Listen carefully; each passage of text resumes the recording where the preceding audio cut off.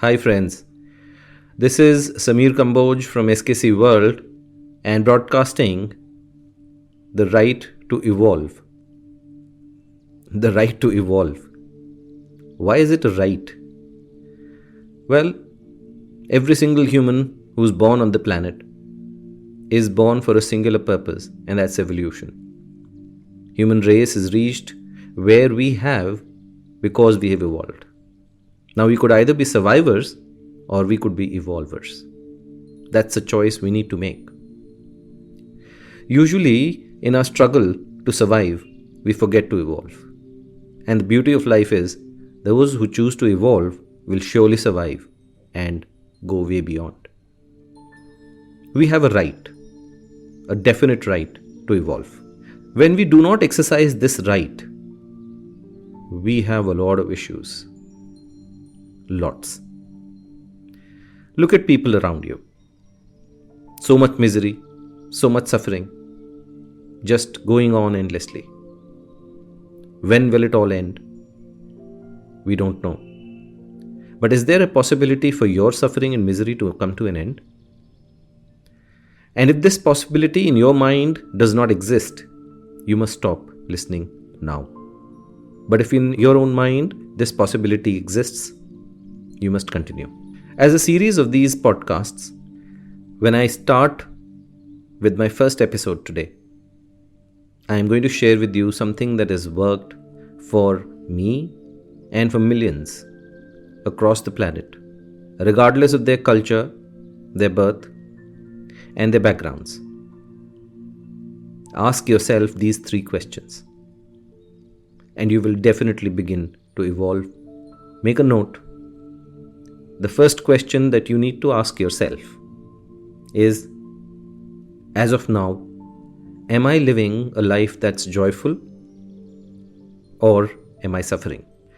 Every time you look at the word joy, you must definitely examine your own relationships with every single creature around you.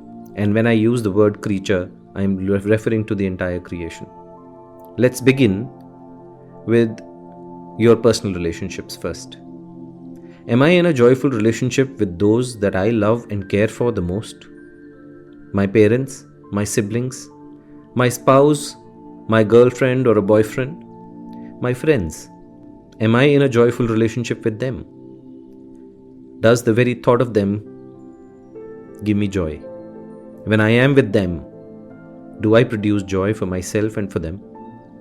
For the society at large, for the country, and then extend this visualization of yours to the world at large, to every creature on the planet. Are you joyful or are you suffering? And if you are joyful, in every single situation of life as of now, you must send me your name and address, and we must make an effort to design and create a temple for you, because you've reached divinity if you're joyful in every single moment of your life. And if you haven't,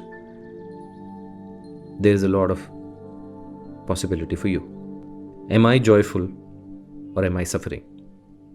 You must understand that when I am with my son, when I am with my wife, when I am with my colleagues, with my friends, I ask this question to myself all the time. Now, if you've answered yourself honestly, you must go on to the second question. Now, the second question that I've always asked myself: if I am suffering, even if this is a little bit of suffering, it doesn't matter. Suffering is suffering.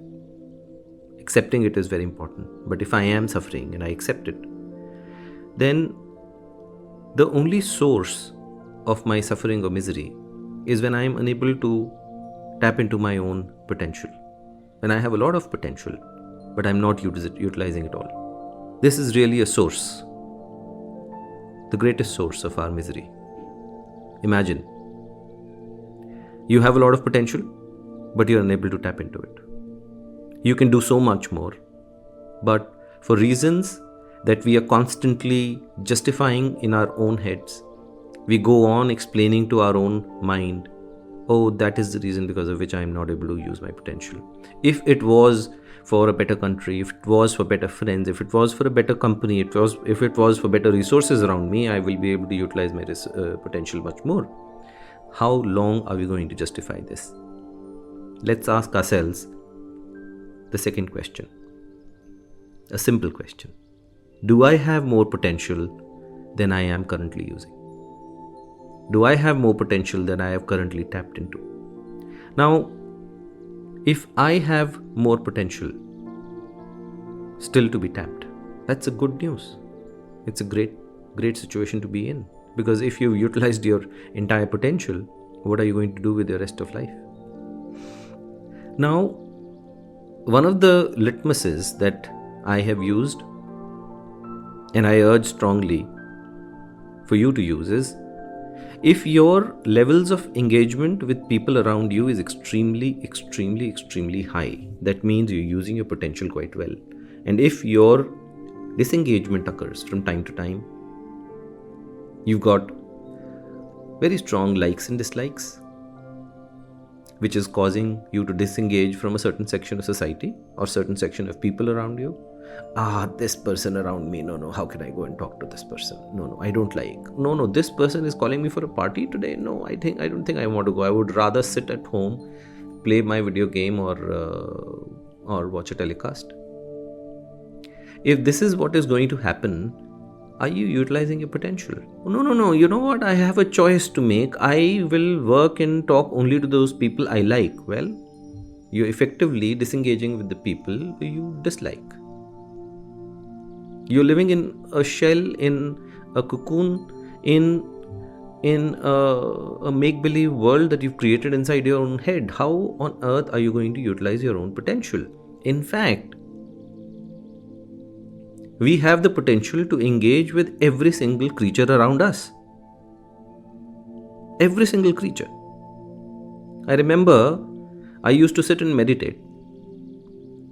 And I would sit in my kitchen garden.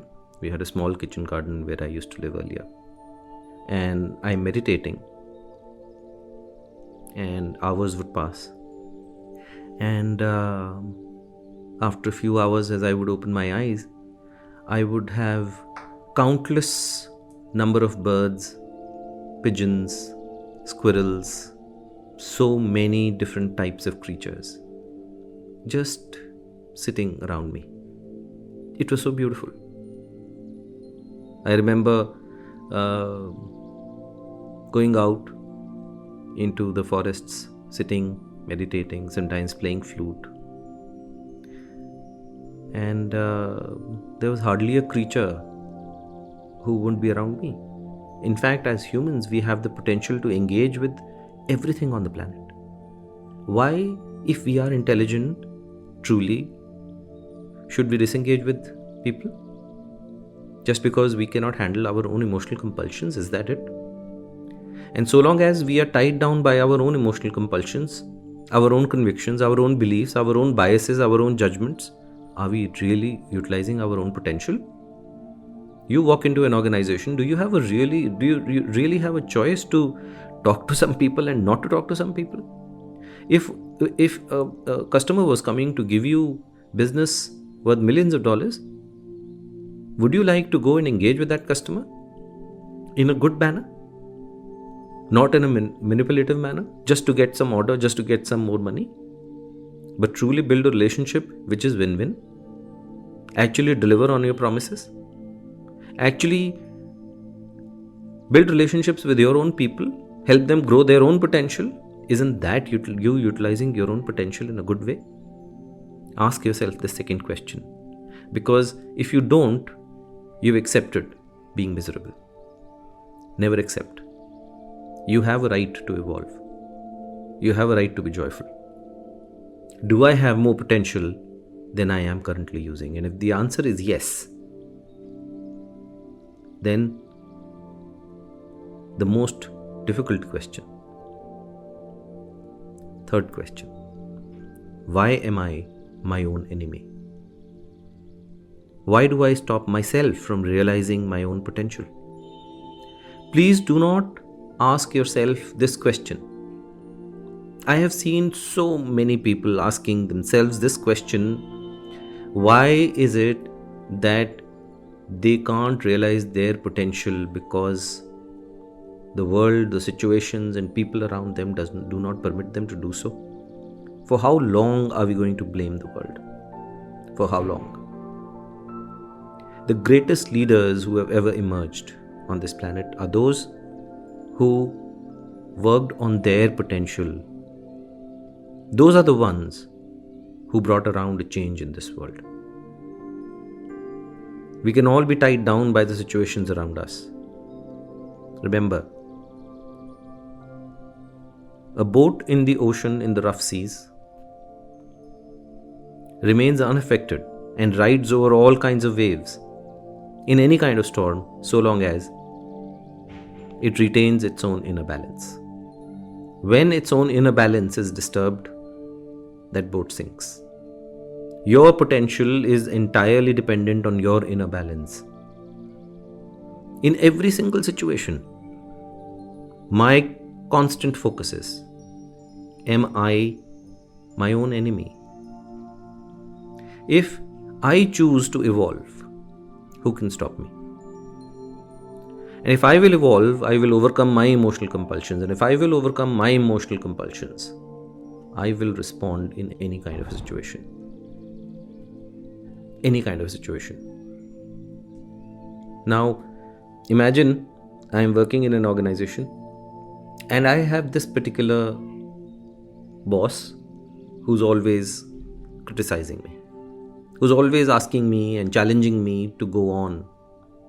Now, I can either react in that situation, let my compulsions just overcome me, and criticize the boss and start looking for another job and change the boss.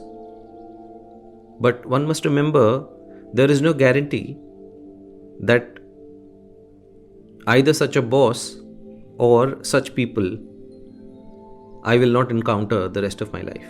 For how long am I going to escape? For how long am I going to run away?